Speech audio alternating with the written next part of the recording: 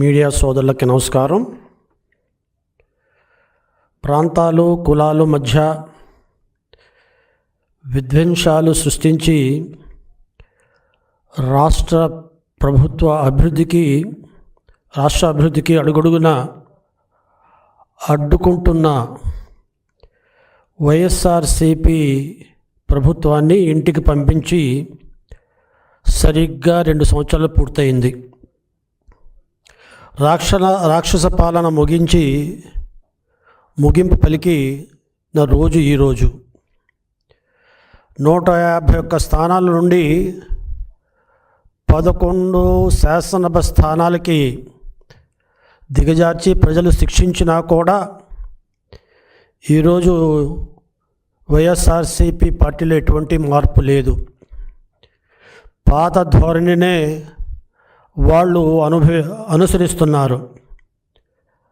అధికారం కోల్పోయిన నాటి నుండి నేటి వరకు కుట్రలు విద్వేషాలు చేస్తూ గొడ్డలి రాజకీయాలను ప్రోత్సహిస్తున్నారు. ఈరోజు కడప పట్టణం అంటే మత సామరస్యానికి మారు పేరు. వైఎస్ జగన్మోహన్ రెడ్డి గారి సొంత జిల్లా. అటువంటి సొంత జిల్లా కడప పట్టణం దేవుడు గడపగా అమీర్ పీర్ దర్గా ఉన్న పవిత్ర ప్రాంతంగా, అదే రకంగా ప్రపంచ ప్రసిద్ధి చెందిన పురాతన చర్చ్ ఉన్న ప్రాంతంగా, 3 మత విశ్వాసాలకు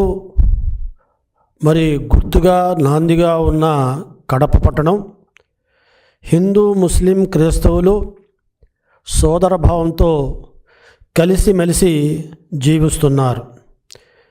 ఇటువంటి పవిత్ర భావం కలిగిన కడప పట్టణంలో రాజకీయ ప్రయోజనాల కోసం ఈరోజు మత ఘర్షణలు సృష్టిస్తుంది ఎవరు అనేది ఈ సందర్భంగా మనం గుర్తు తెచ్చుకోవాల్సిన అవసరం ఉంది, గమనించవలసిన అవసరం ఉంది. ఈ నెల 9వ తారీఖున కడప ఆల్మాస్ సర్కిల్, చాలా పేరున్న సర్కిల్ అది. ముఖ్యమైన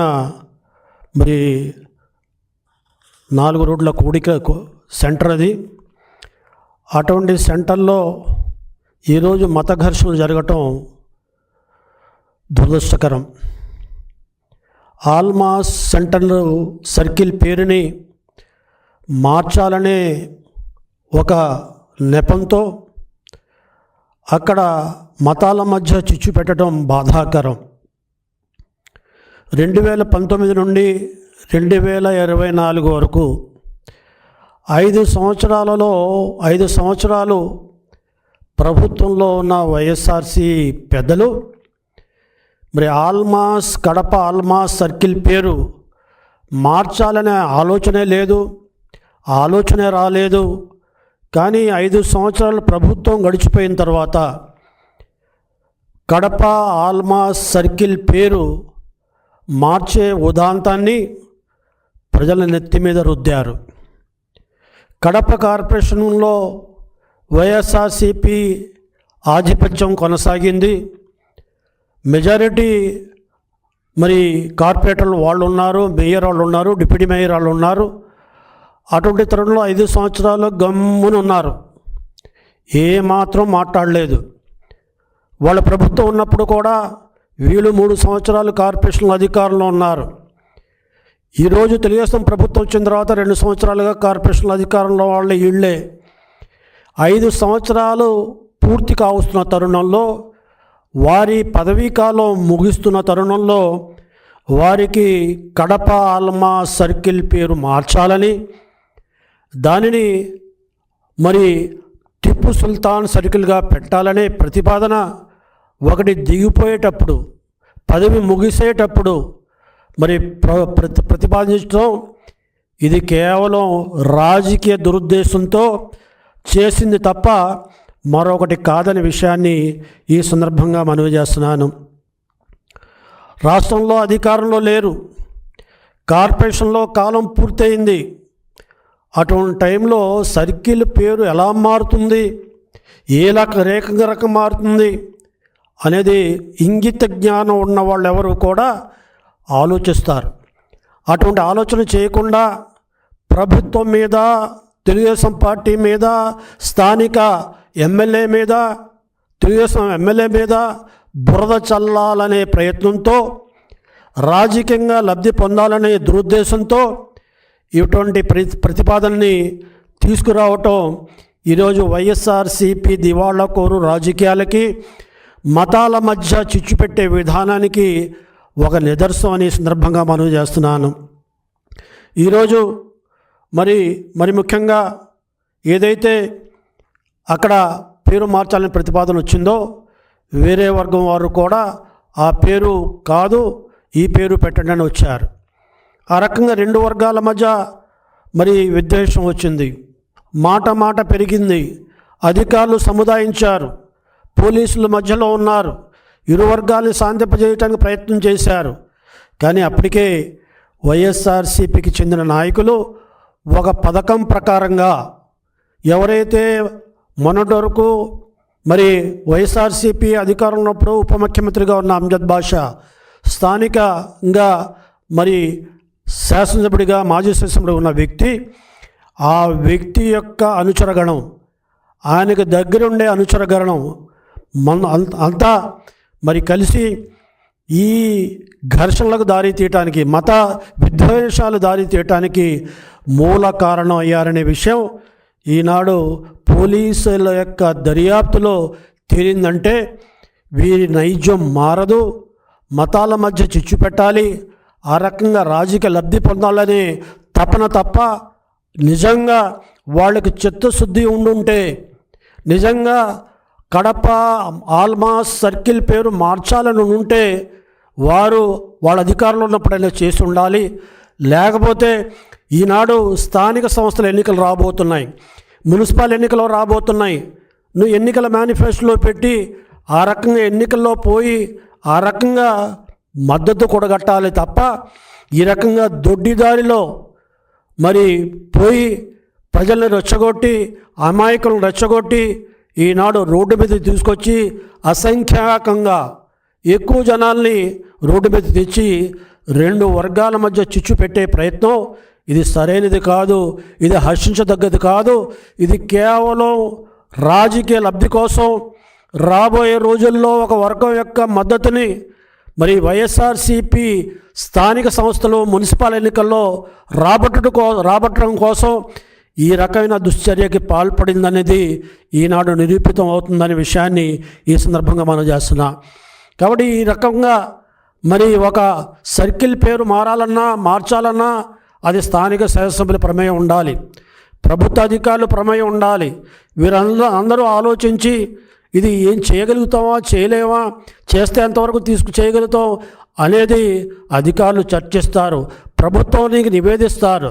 అంతేగాని ఒక సెన్సిటివ్ ఇష్యూని, ఒక వర్గం ఒక పేరుని, ఒక వర్గం వేరే వర్గం ఇంకో పేరుని ప్రతిపాదిస్తుంటే దాన్ని రోడ్డు మీదకి తీసుకొచ్చి బల ప్రదర్శన చేసి ఆ రకంగా సాధించుకోవాలనే ప్రయత్నం చేసిన విధానం అది సరైనది కాదని ఈ సందర్భంగా మనవి చేస్తున్నా. ఇరు వర్గాల్లో ద్వేషం పెంచడం మూలంగా ఇరు వర్గాలు నినాదాలు చేసుకున్నారు, ఒకరి మీద ఒకరు రాళ్ళు రువ్వుకున్నారు. ఆ రకంగా ఒకరి మీద ఒకరు రాళ్ళు రువ్వుకున్నప్పుడు పోలీసులకు గాయాలైన తర్వాత పోలీసులు ఈ రెండు వర్గాల్ని కట్టడి చేయడానికి, రెండు వర్గాల్ని చెదరగొట్టడానికి లాఠీ చార్జ్ చేయడం చాలా బాధాకరమైన విషయం. ఇందులో ఎవరైతే అమాయకులు ఉన్నారో అమాయకులు కూడా లాఠీ చార్జ్కి గురై గాయాలకు లోనయ్యారు. అంతేకాకుండా ఈరోజు ఎవరైతే వైఎస్ఆర్సీపీ నాయకులు చెప్పిన బాటలు నడిచి వారి మాటల్లో వచ్చి ఈనాడు కేసుల్లో కూడా ఇరుక్కుపోయారు. ఆ రకంగా అమాయకులు కూడా ఈనాడు కేసుల్లో ఇరుక్కుపోయిన పరిస్థితి ఈనాడు ఉంది. కాబట్టి ఈనాడు ఏదైతే దుర్ఘటన 9వ తారీఖున జరిగిన దుర్ఘటన ఏదైతే ఉందో దానికి పూర్తి బాధ్యత వైఎస్ఆర్సీపీ స్థానిక నాయకులు వహించవలసిన అవసరం ఉంది. ఎవరైతే కుట్రదారులు ఉన్నారో, ఎవరైతే పాత్రధారులు ఉన్నారో వాళ్ళ మీద చట్టపరమైన కఠినమైన చర్యలు తీసుకుంటాం. ఈ రకంగా మత విద్వేషాలను రెచ్చగొట్టడం, మతాల మధ్య చిచ్చు పెడితే చూస్తూ ఊరుకునే పరిస్థితిలో ఈనాడు ప్రభుత్వం లేదు. రాష్ట్రం విడిపోయింది. అభివృద్ధిలో ముందుకు పోవాలి, పెట్టుబడులు రావాలి. అదే రకంగా అనేక సంస్థలు ముందుకు వస్తే తప్ప ఉపాధి ఉద్యోగ అవకాశాలు రావు. అంతేకాదు ఆదాయం కూడా పెరగదు. కానీ ఎప్పుడైతే ఈ రకమైన ప్రాంతాల మధ్య, కులాల మధ్య, మతాల మధ్య చిచ్చు పెట్టి అభివృద్ధికి ఆటంకం కల్పించి ఆ రకంగా తెలుగుదేశం ఎన్డీఏ ప్రభుత్వం, ఎన్డీఏ కూటమి ఏదైతే అభివృద్ధి పందాలో ముందుకు దూసుకుపోతుందో దాన్ని అడ్డుకోవటానికి చేసే ప్రయత్నాల్ని ప్రభుత్వం చట్టపరంగా కఠిన చర్య తీసుకుంటుంది. ఇక్కడ లా అండ్ ఆర్డర్ పరిస్థితి మరి ఎట్టి పరిస్థితుల్లో మరి చేయి దాటితే ఉపేక్షించే పరిస్థితులు లేదు. కులాల మధ్య, ప్రాంతాల మధ్య, మతాల మధ్య చిచ్చులు పెడితే చూస్తూ ఊరుకునేది లేదు. రాష్ట్రం అభివృద్ధి పందాలు నడుస్తున్నప్పుడు ఇక్కడ సుస్థిరమైన ప్రభుత్వం ఉండాలి, మత సామరస్యం ఉండాలి, శాంతియుతమైన సహజీవనం ఉండాలి, మరి చట్టపరంగా అందరూ స్వేచ్ఛగా ఉండాలి. ఎక్కడ కూడా రౌడీజం, ఫ్రాక్షనిజం లాంటి రాకూడదు. కులాల మధ్య మరి ఘర్షణలు జరగకూడదు, మతాల మధ్య ఘర్షణలు జరగకూడదు అనేది తెలుగుదేశం పార్టీ విధానం, తెలుగుదేశం పార్టీ సిద్ధాంతం. అందుకనే ఎన్టీ రామారావు గారు 1983లో ముఖ్యమంత్రి అయినప్పుడు, మొట్టమొదటిసారిగా ముఖ్యమంత్రి అయినప్పుడు రాజకీయ అనుభవం లేకపోయినప్పటికీ ఆయన సినిమా నటుడిగా ఒకేసారిగా ముఖ్యమంత్రి అయినప్పటికీ కూడా 1983 వరకు హైదరాబాద్ పాత బస్తీలో మత ఘర్షణలు జరుగుతుండేవి. 2 వర్గాల మధ్య కొట్లాటలు జరిగేవి. అమాయకులైన అటు హిందూ సోదరులు కానీ ఇటు ముస్లిం సోదరులు ప్రాణాలు పోయేవి, ఆస్తులు నష్టమైపోయేవారు. ఆనాడు ఎన్టీ రామారావు గారు ఒకటే చెప్పారు, ప్రాణం ఎవరిదైనా ప్రాణమే, ఆస్తి ఎవరిదైనా ఆస్తే, మానవం ఎవరిదైనా మానవే. ప్రభుత్వ పరంగా ఉన్న నేను మరి కులాలకి మతాలకు అతీతంగా ప్రాణ మాన ఆస్తులను పరిరక్షించాల్సిన బాధ్యత నాది అని చెప్పి ఆనాడు చట్టపరంగా కఠినమైన చర్యలు తీసుకోవడం మూలంగా ఎవరైతే ఆనాడు మత విద్వేషాలను రెచ్చగొట్టి మరి మత సామరస్యం దెబ్బతీస్తున్నారో అటువంటి వాళ్ళని మరి చట్టపరంగా ఉక్కు పాదాల కింద వాళ్ళని కఠినంగా శిక్షించడం మూలంగా మరి ఈనాడు హైదరాబాద్లో మత సామరస్యం వెల్లివిరుస్తుంది. కాబట్టి ఈనాడు ఏదైతే సంస్కృతి ఉందో కాంగ్రెస్ పార్టీలో మత ద్వేషాల ద్వారా ఓటు బ్యాంకు చేసే రాజకీయం ఆనాడు 2004 నుండి 2014 వరకు అధికారంలో ఉన్నప్పుడు కూడా మత ఘర్షణలు జరిగినాయి. ఆనాడు చెన్నారెడ్డి గారిని దింపడానికి కూడా మరి ఆనాడు పాత బస్తీలో లేని మత సంఘర్షణలు సృష్టించి ఆ రకంగా మత విద్వేషాలు జరిగినాయని చెప్పి చెన్నారెడ్డి గారిని మరి అధికారం నుంచి దించేసిన చరిత్ర కూడా మనకుంది. ఆనాడు చెన్నారెడ్డి గారు కూడా మరి ముఖ్యమంత్రి పదవిని దిగిపోతున్నప్పుడు నన్ను ముఖ్యమంత్రి పదవిని దింపడానికే ఈ మత ఘర్షణలు సృష్టించారు అని చెప్పారంటే అధికారం కోసం, రాజకీయం కోసం, రాజకీయ లబ్ధి కోసం దేనికైనా తెగిస్తారు అనేది ఈనాడు కాంగ్రెస్ కానీ వైఎస్ఆర్సీపీ కానీ చేస్తుందనేది ఈనాడు రాష్ట్రంలో రుజువైన సత్యం అని సందర్భంగా మనం చేస్తున్నాం. కాబట్టి ఈనాడు ఎవరైతే కడపలో ఉన్న ఇరు వర్గాల వారు ఉన్నారో ఈరోజు ఇరు వర్గాల వారు శాంతి సామరస్యంగా ఉండండి. ప్రభుత్వం ఎట్టి పరిస్థితుల్లో మత ఘర్షణలను ప్రోత్సహించదు. అక్కడ ఆ సెంటర్కి ఆల్మాస్ సెంటర్కి ఏ పేరు పెట్టాలో ఏ పేరు పెట్టకూడదో ప్రభుత్వ పరంగా అక్కడ స్థానిక శాసనసభ్యులు కానీ మరి అక్కడ ఉన్న ప్రజాప్రతినిధులు కానీ వారు ఆలోచించి ఒక నిర్ణయం తీసుకుంటారు. అప్పటి వరకు సమన్వయం పాటించాలి. ఈనాడు ఈ వైఎస్ఆర్సీపీ కుట్రల్లో వాళ్ళు చేస్తున్న విధానాల్లో మీరు ఉచ్చులో మరి రావద్దని సందర్భంగా మనవి చేస్తున్నా. ఈనాడు వైఎస్ఆర్సీపీ వాళ్ళు చేసిన కుట్రల్లో కొందరు అతి ఉత్సాహంగా పాల్గొన్నారు. వాళ్ళు వేసిన మరి కుట్రలో మరి ఏదైతే కుతంత్రాల్లో కొందరు అత్యుత్సాహంగా పాల్గొనడం మూలంగా కూడా ఈనాడు ఈ ఘర్షణలకు కారణభూతమైందని ఈ సందర్భంగా నేను భావిస్తున్నా. కాబట్టి అమాయకులైన మరి యువకుల జీవితాలతో చెలగాటాలు ఆడొద్దు. ఆ రకంగా వాళ్ళ తల్లిదండ్రులకి బాధ కల్పించొద్దని మరోసారి వైఎస్ఆర్సీపీ నాయకులను నేను మరి గట్టిగా మరి హెచ్చరిస్తున్నాను. ఆ రకమైన పరిస్థితుల్లో దాపరించకుండా ఉండాలని నేను కోరుకుంటున్నాను. కాబట్టి ఈ ఆల్మా సర్కిల్ యొక్క సమస్యని ప్రభుత్వానికి వదిలేసి అక్కడ శాంతి నెలకొల్పడంలో అందరూ సహకరించవలసిందిగా మనం చేస్తూ సెలవు తీసుకున్నా. జై హింద్.